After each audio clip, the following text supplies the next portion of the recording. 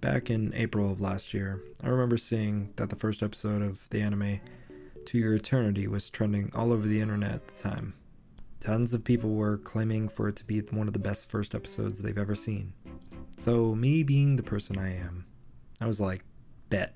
And to be frank, yes, I feel the first episode did live up to the hype. Hell, the whole series lives up to it so far. So what is To Your Eternity, you may ask? To Your Eternity follows the life of Fushi, an immortal being who is sent down as an orb by God, probably, and then eventually evolves through stimulation? No, not that kind of stimulation. First, he becomes a rock, and then moss, and then a wolf dies on him, and he turns into that wolf. Eventually, he comes across the owner of the wolf, and our story begins.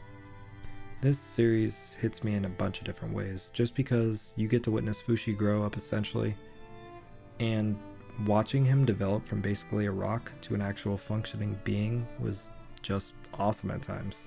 Every person Fushi encounters always has some sort of impact on him. For instance, Purin teaches Fushi how to speak, read, and write, while March teaches him the value of love and how to form bonds with others.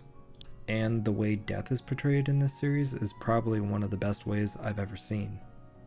Every time Fushi suffers the loss of someone he's close to, he gains their form, and the concept of them living on with him is kind of poetic in a way.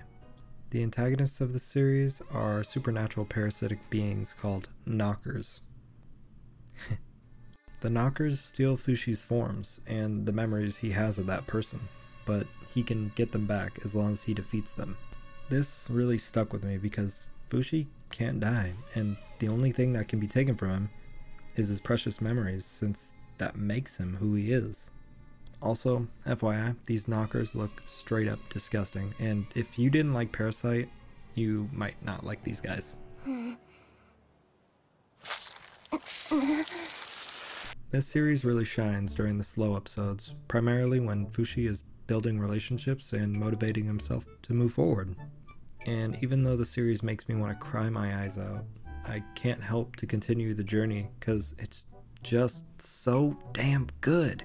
Hell, Fushi didn't even learn how to speak till episode 5, I think, and yet I was still engaged up till that point. Anyway, I could go all day about the story of this series, but I'll wrap it up here. The story is amazing and is one of the most refreshing ideas I've seen in a series in quite some time. Also, on a side note, the opening is done by Hikaru Utada, which, if you didn't know, is responsible for every mainline Kingdom Hearts song. I don't know, that just blew my mind. Honestly, there's not a whole lot I can say about To Your Eternity that wouldn't end up with me repeating the same praise I have been for 3.5 minutes. But honestly, go check this shit out.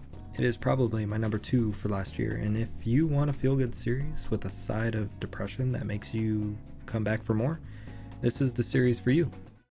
Hey guys, if you liked the video, consider subscribing and dropping a like down below. Tell me down in the comment section what you thought of To Your Eternity, and don't forget to follow me on Twitter. I'm usually posting updates about whatever I'm doing over there. Well, that's all for me guys. Later.